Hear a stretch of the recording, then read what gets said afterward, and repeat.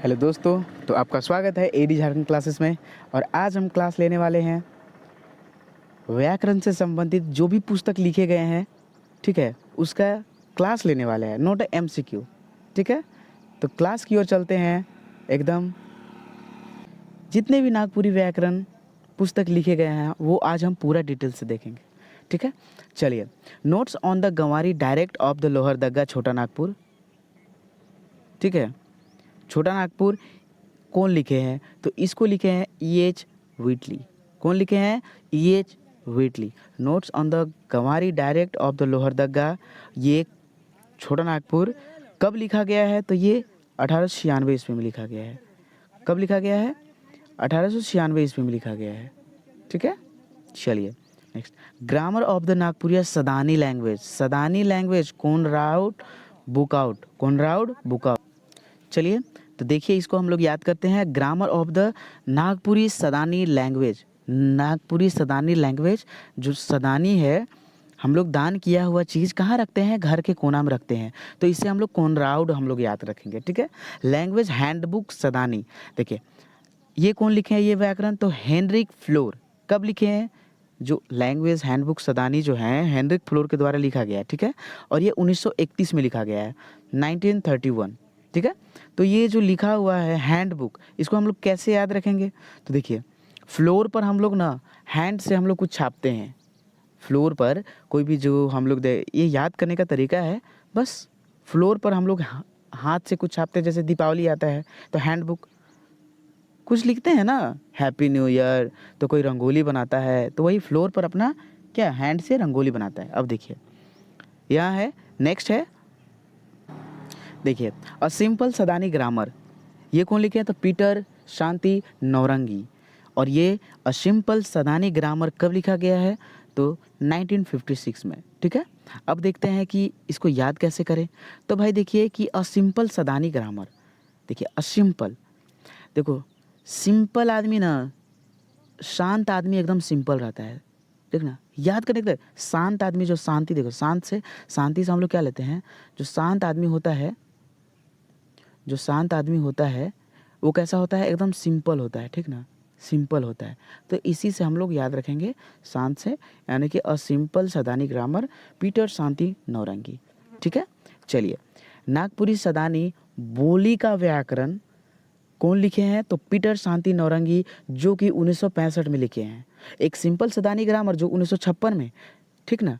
और ये बोली का व्याकरण, सदानी बोली, बोली जो शांत आदमी रहता है कम बोलता है, तो कम बोलने से क्या मतलब है? यानी कि पीटर शांति नौरंगी, शांत से, समझ में आया? 1965। नेक्स्ट क्वेश्चन, चलिए देखते हैं। नागपुरी भाषा का संक्षिप्त परिचय, ये कौन लिखे हैं? तो ये पंडित योगेंद्र नाथ तिवारी लिखे हैं। पंडित योगेंद्र नाथ तिवारी के द्वारा क्या लिखा गया है? नागपुरी भाषा का संक्षिप्त परिचय दिए हैं। अरे पंडित जी अपना परिचय देते हैं संस्कृत श्लोक देकर, तो वैसे ही हम लोग याद रखेंगे कि परिचय पंडित लोग देते हैं संस्कृत का श्लोक देकर। तो कब लिखा गया है ये? ठीक ना, कब लिखा गया? नागपुरी भाषा का संक्षिप्त परिचय पंडित योगेंद्र नाथ तिवारी, 1970 ईस्वी में लिखा गया। नागपुरी व्याकरण ये कब लिखा गया है?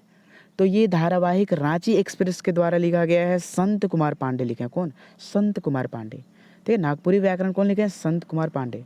नागपुरी सदानी व्याकरण ये कौन लिखे हैं? जो हम लोग अभी पढ़ रहे हैं नागपुरी सदानी व्याकरण है। ठीक है, जो कि ये लिखे उमेश नंद तिवारी और शकुंतला मिश्र। ठीक है, जो हम लोग अभी व्याकरण हम लोग को CGL 2022 में जो पढ़ना है वो यही बुक हम लोग पढ़ रहे हैं, जो कि उमेश नंद तिवारी और शकुंतला मिश्र के द्वारा लिखा गया है, नागपुरी सदानी व्याकरण। ठीक है, और नागपुरी का ही ये जो होता है सदानी गंवारी लैंग्वेज, यही सब बोलते हैं। ठीक है, अब चलिए नेक्स्ट हम लोग चलते हैं। जॉर्ज अब्राहम ग्रियर्सन, ये नागपुरी भाषा को क्या बोले हैं? सबसे पहला बात कि ये the linguistic survey of India लिखे हैं। ये जो बुक लिखे हैं the linguistic survey of India book लिखे हैं। और ये नागपुरी भाषा को क्या बोले हैं? भोजपुरी की एक उपबोली। ये हमेशा क्वेश्चन पूछता है कि नागपुरी भाषा को भोजपुरी की एक उपबोली कौन बोले हैं? तो जॉर्ज अब्राहम ग्रियर्सन। ठीक है, वैसे ही प्रोफेसर केसरी जो हैं नागपुरी भाषा एवं साहित्य लिखे हैं। नागपुरी आपसे क्वेश्चन पूछ सकता है कि नागपुरी भाषा एवं साहित्य रचना केकर हके, तो प्रोफेसर केसरी कुमार सिंहकर। और ये नागपुरी भाषा को मगधी की एक अपभ्रंश भाषा बोला गया है। नागपुरी भाषा को मगधी की एक अपभ्रंश भाषा है। ये कौन बोले हैं? प्रोफेसर केसरी बोले हैं। चलिए नेक्स्ट चलते हैं। ये जो है नागपुरी पुस्तक है डॉक्टर श्रवण कुमार गोस्वामी। ये कौन सा बुक लिखे हैं नागपुरी का भाई? तो देखिए नागपुरी शिष्ट साहित्य। जो श्रवण कुमार थे ना, वो कैसा शिष्य थे, कैसा बेटा थे? बहुत शिष्ट बेटा थे। क्यों भाई? बिकॉज जो श्रवण कुमार थे, याद करने का तरीका है, श्रवण कुमार थे अपने माता पिता का बहुत सेवा करते थे, शिष्टाचार था उनमें, तो उससे याद रखिएगा शिष्ट, शिष्ट श्रवण। ठीक है, यानी कि श्रवण कुमार गोस्वामी के द्वारा लिखा गया नागपुरी में नागपुरी शिष्ट साहित्य। सेवा और नौकरी कौन लिखे हैं? वो मम्मी पापा का ही सेवा और नौकरी उनका था। और जब मम्मी पापा को कंधा पर ढो रहे थे तो तेतर की छाँव में रोके थे। इससे तेतर की छाँव कौन लिखे हैं? श्रवण कुमार गोस्वामी। और देखिए नागपुरी भाषा को अर्ध मगधी की अपभ्रंश भाषा कौन बोले हैं? तो श्रवण कुमार गोस्वामी। मगधी की भाषा कौन बोले हैं? आपको प्रोफेसर केसरी बोले हैं। भोजपुरी की उपबोली नागपुरी भाषा कौन बोले हैं? जॉर्ज ग्रिशियन बोले हैं। और अर्ध मगधी की अपभ्रंश भाषा नागपुरी भाषा कौन बोले हैं? तो डॉक्टर श्रवण कुमार गोस्वामी। ठीक है, चलिए इन शॉर्ट में ये सबको देख लेते हैं। नाग वंशावली कौन लिखे हैं? बेनीराम महता। नागपुरी फाक शतक कौन लिखे हैं? ये लिखे हैं देखिए घासीराम। और इसका सबका ट्रिक हम बता दें, एकदम बताइए दे, आज क्लियर है। चलिए देखते हैं। ललना रंजन, दुर्गा सप्तमी, झूमर और नाग वंशावली। अब हम लोग देखते हैं कि देखिए फाग शतक, फगुआ जो है हम लोग घास में खेलते हैं। ललना यानी कि बल बच्चा बाल बुतरू कहाँ खेलते हैं?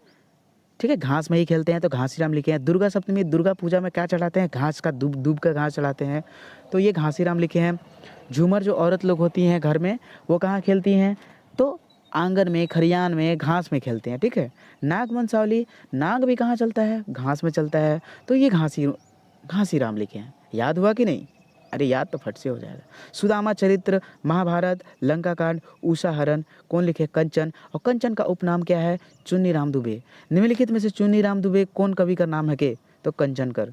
ठीक है, आप याद रखिएगा, ये सब लंका कांड, महाभारत, कृष्ण लीला से संबंधित है, इसलिए कंचन लिखे हैं। देखिए नल चरित्र और कोराम्बे उपख्यान कौन लिखे हैं? दृगपाल राम देवघरिया। ठीक है, नल चरित्र से हम लोग याद रखें, नल नील जो है रामायण में आया था, इसके वजह से राम करेंगे। ठीक है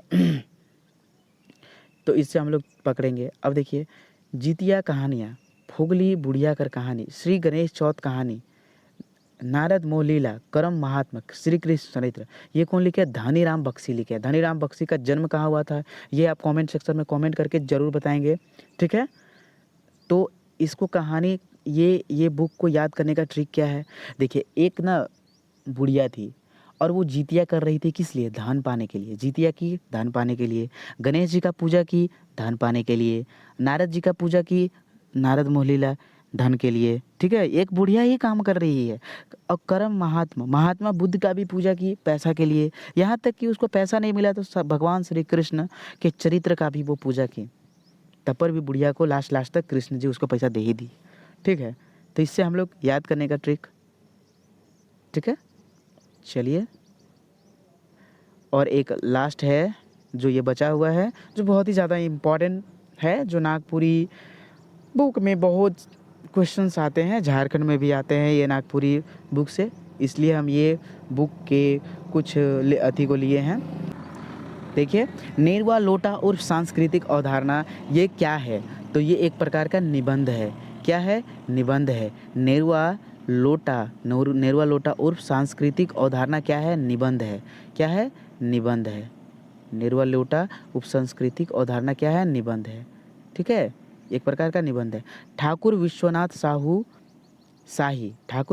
शाही, ये क्या चीज़ है? लघु नाटक है। ये कौन लिखे हैं? बीपी केसरी। और कांटी क्या है? कहानी संग्रह। कांटी क्या है? कहानी संग्रह। अब हम इसको याद करने का ट्रिक बताते हैं। ठीक है, देखिए नेरवा लोटा, देखो लोटा से किसी को अगर मार देगा तो उसका बीपी नहीं बढ़ जाएगा, तो लोटा से किसी को मार दिया तो उसका बीपी बढ़ जाएगा, यानी बीपी कैसे लिखा है। कांटी गड़ जाएगा तो उसका प्राण झलझला जाएगा, बीपी बढ़ जाएगा, बोलेगा कि अरे साला कौन यहाँ गाड़ दिया था, हाय हो, एकदम गाली उली सब देने लगेगा, तो उससे भी बीपी बढ़ जाएगा। ठीक है, और ठाकुर विश्वनाथ साहू का तो बीपी ऑलरेडी बढ़ा हुआ था, तभी तो वो 1857 के विद्रोह में एकदम तहलका मचाए थे।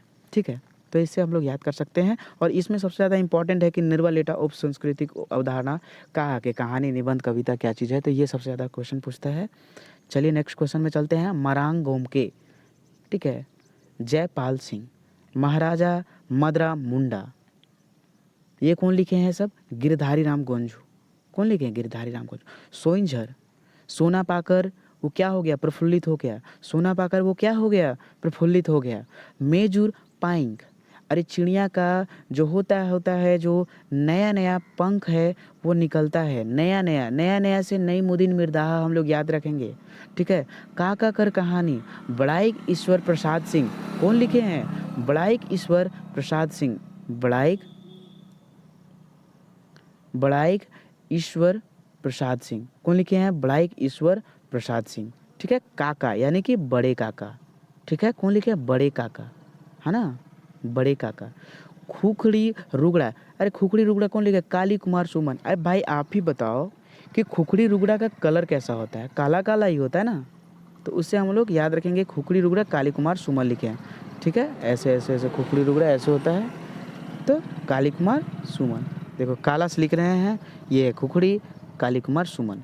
ठीक है, अब भाई चलो कि देखो जितना थोड़ा मोड़ा बुक था और नागपुरी के जो भी इंपॉर्टेंट बुक थे, जो कि नागपुरी में टोटल बुक का हम ले लिए हैं, इससे अगर क्वेश्चन पूछेगा तो इसी से पूछेगा कि कब प्रकाशित हुआ है और कहाँ से हुआ है, कौन किया है। ठीक है, तो अगर आपको अच्छा लगे तो ये वीडियो को ज़रूर शेयर करें अपने दोस्तों के साथ, बिकॉज बहुत मेहनत लगता है, एक्सेस मेहनत लगता है। ठीक ना, इससे ध्यान में रखकर वीडियो को शेयर और सब्सक्राइब ज़रूर करें।